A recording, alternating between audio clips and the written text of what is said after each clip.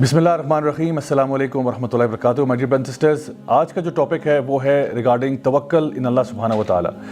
اگر ایک دل ایسا ہو جس میں اللہ پر توکل یا بھروسہ نہ ہو، یا پھر اگر آپ یہ سمجھیں گے کہ ایک ایسا دل ہے جو ٹرسٹ نہیں کرتا، تو یہ ایک بیمار دل ہے، اور اس بیمار دل کا علاج کرنا بہت ضروری ہو جاتا ہے۔ اکثر اوقات ایسا ہوتا ہے کہ ہم لوگ اللہ تعالیٰ کے فیصلوں کے اوپر ناراض ہو جاتے ہیں، یا ہمیں سمجھ نہیں آتی کہ آخر ایسے فیصلے کیوں ہو رہے ہیں، اور ہم اس طرح کے سوال کرتے ہیں کہ آخر میرے ساتھ ایسا کیوں ہو رہا ہے، why is this happening to me، یا یہ واقعہ میری زندگی میں آخر کیوں پیش آیا۔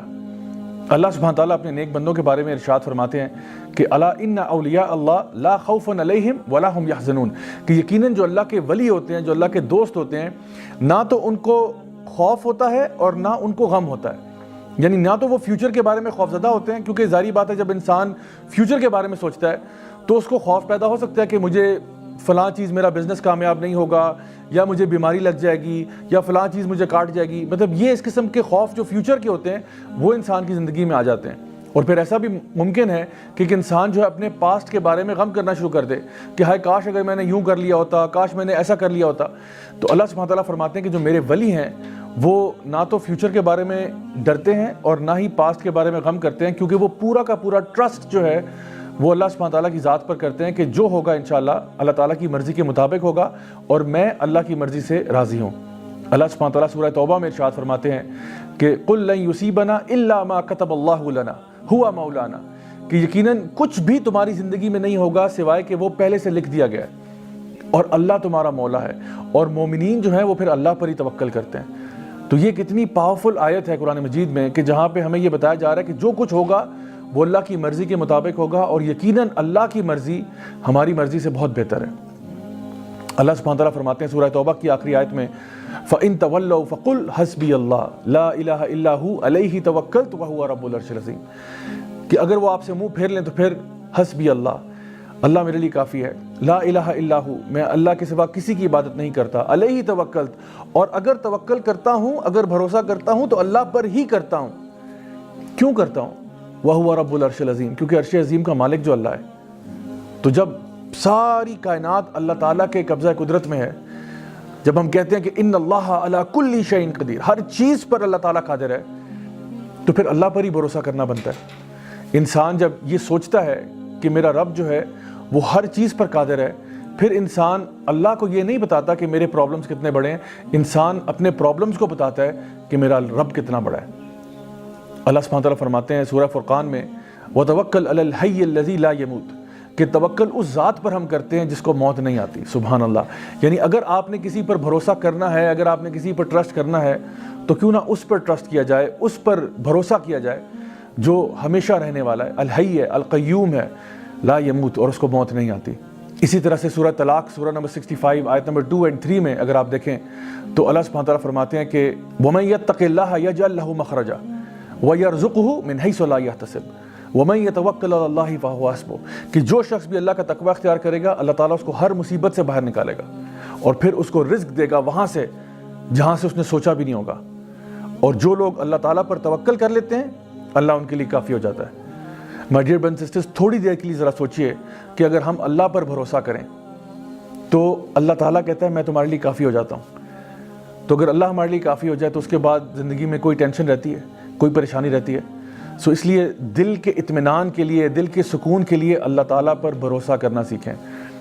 اور آپ یقین جانیں کہ اگر پورے اسلام کی روح نکالی جائے، جیسا کہ سورہ زاریات میں اللہ تعالیٰ فرماتے ہیں وَمَا خَلَقْتُ الْجِنَّ وَالْإِنسَ إِلَّا لِيَعْبُدُونَ، کہ میں نے جنوں کو اور انسانوں کو کسی مقصد کے لیے پیدا نہیں کیا سوائے اس کے کہ وہ اللہ کی بندگی کریں۔ تو اللہ کی بندگی کا مطلب یہ بھی ہے کہ اللہ تعالیٰ کو اپنا رب مان کے، رب جان کے اللہ پر بھروسہ کیا جائے۔ زندگی میں جو کچھ ہوگا انشاءاللہ الرحمن اللہ تعالیٰ کی مرضی کے مطابق ہوگا۔ ہم نے اپنی طرف سے کوشش ضرور کرنی ہے، کسی بھی راہ کی طرف ہم جاتے ہیں، کسی بھی پاتھ کو ہم لیتے ہیں، ہم نے اپنی طرف سے کوشش ضرور کرنی ہے۔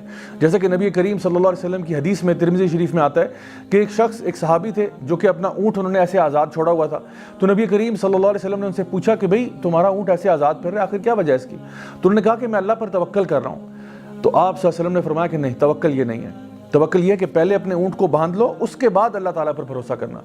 سو my dear brothers and sisters, ہمارے لیے ضروری یہ ہے کہ ہم جب بھی کوئی کام زندگی میں کرنے جاتے ہیں اپنی طرف سے حق حلال کا کام کریں، پوری کوشش کریں، پوری محنت کریں۔ اگر ہو گیا الحمدللہ، اگر نہیں ہوتا تب بھی ثم الحمدللہ، کیونکہ جو کچھ بھی ہوگا اب اللہ کی مرضی کے مطابق ہوگا. اور جب ہمیں یہ بات سمجھ میں آ جائے گی تو پھر ہم لوگ خوش ہو جائیں گے. یعنی انسان اداس کیوں ہوتا ہے؟ انسان اداس اس لیے ہوتا ہے کہ جب اس کی مرضی کے مطابق چیزیں نہیں ہوتی. ہم یہ چاہتے ہیں کہ ہر چیز جو زندگی میں ہوگی وہ ہماری مرضی کے مطابق ہو، لیکن the fact of life is کہ زندگی میں کئی چیزیں ایسی ہوں گی جو آپ کی مرضی کے مطابق نہیں ہوں گی، نہ ہی وہ آپ کے ٹائم ٹیبل کے مطابق ہوں گی. جو ایمان والے لوگ ہوتے ہیں وہ یہ بات جانتے ہیں کہ جب بھی جو کچھ بھی ہوگا وہ اللہ تعالیٰ کی مرضی کے مطابق ہوگا. اور اللہ العلیم ہے، الحکیم بھی ہے. اللہ میرے سے علم میں بھی زیادہ ہے، اللہ تعالیٰ حکمت میں بھی مجھ سے زیادہ ہے. تو اس لیے اللہ کا جو فیصلہ ہوگا وہ میرے فیصلوں سے بہتر ہوگا. ہمیں تصویر کے اندر صرف ایک چھوٹا سا پکسل نظر آ رہا ہوتا ہے اور اللہ سبحانہ تعالیٰ کو پوری پکچر نظر آ رہی ہوتی ہے. تو پھر جب بھی کوئی معاملہ زندگی میں ہو تو پھر اداسی کیسی، غم کیسا. انسان کو اسی بات پر خوش ہو جانا چاہیے کہ جو کچھ بھی میری زندگی میں ہوا ہے وہ میرے رب کی مرضی کے مطابق ہوا ہے اور اللہ مجھے کبھی ضائع نہیں کرے گا. صحابہ کرام رضی اللہ عنہم اجمعین کہا کرتے تھے کہ جب ہم اللہ تعالیٰ سے دعا کرتے ہیں اور ہماری دعا قبول ہو جاتی ہے تو ہمیں بڑی خوشی ہوتی ہے، لیکن جب ہماری دعا قبول نہیں بھی ہوتی تو ہمیں زیادہ خوشی ہوتی ہے کہ پہلے ہماری مرضی تھی لیکن اب اللہ کی مرضی ہے، اور یقیناً اللہ کی مرضی ہماری مرضی سے تو بہت بہتر ہے. نبی کریم صلی اللہ علیہ وسلم کی ایک حدیث ہے جہاں پہ آپ نے فرمایا کہ اگر تم اللہ تعالیٰ پر توکل کرو جس طرح کی چڑیاں اللہ تعالیٰ پر توکل کرتی ہیں تو اللہ تمہیں اسی طرح عطا فرمائے گا جیسے چڑیوں کو عطا فرماتا ہے. کہ وہ صبح کے ٹائم اپنے گھروں سے نکلتی ہیں، اپنے گھونسلوں سے نکلتی ہیں، اور جب واپس گھر کو آتی ہیں تو ان کے پیٹ بھرے ہوتے ہیں. اب اس میں ایک بڑا امپورٹنٹ بات ہے، وہ یہ ہے کہ یہ نہیں کہا گیا کہ چڑیاں اپنے گھروں میں بیٹھی رہتی ہیں اور آسمان سے منو سلوا نازل ہو جاتا ہے، بلکہ چڑیاں حرکت کرتی ہیں، یعنی حرکت میں برکت ہے. تو آپ نے اپنے اعتبار سے پوری کوشش کرنی ہے، باقی اللہ پہ چھوڑیں. مثال کے طور پہ آپ کا اگر 2 ہفتے کے بعد فائنل ایگزام ہے، آپ اس کی خوب تیاری کریں، خوب محنت کریں اور پھر اللہ تعالیٰ پر توکل کریں. اچھے طریقے سے ایگزام اٹیمپٹ کر کے آئیں، انشاءاللہ الرحمن. اگر اچھے نمبر آ گئے الحمدللہ، اگر نہیں بھی آتے اور کسی وجہ سے آپ فیل ہو جاتے ہیں یا آپ کا داخلہ کہیں پہ نہیں ہو پاتا، تب بھی اللہ تعالیٰ پر پورا بھروسہ کریں کہ انشاءاللہ اس میں سے بھی خیر نکلے گی. کسی کو اگر آپ نے اپنے گھر دعوت کے اوپر بلایا ہوا ہے، اب یہ نہیں کہ آپ نے دعوت پر بلا لیا اور کھانے کے لیے کچھ تیار نہیں کیا کہ جی آپ اللہ تعالیٰ پر توکل کر رہے ہیں کہ شاید آسمان سے کھانا نازل ہوگا. ایسا نہیں ہے. دعوت پر کسی کو بلا رہے ہیں، اپنی طرف سے پورے پریپریشن کریں کھانے کی. ہاں اگر وہ جل جائے یا کوئی اور مسئلہ ہو جائے وہ اور بات ہے، پھر اللہ تعالیٰ پر توکل کریں کہ اس میں بھی کوئی نہ کوئی خیر ضرور نکلے گی. سو آئی ہوپ کہ آج کی اس بات سے آپ کو سمجھ میں آ گیا ہوگا کہ اصل میں اللہ تعالیٰ پر توکل کرنا، اللہ تعالیٰ پر بھروسہ کرنا کتنا ضروری ہے آپ کے اپنے دل کے اطمینان کے لیے. Until next time, this is me, Raja Ziaul Haq, signing off. Wassalamu alaikum wa rahmatullahi wa barakatuh.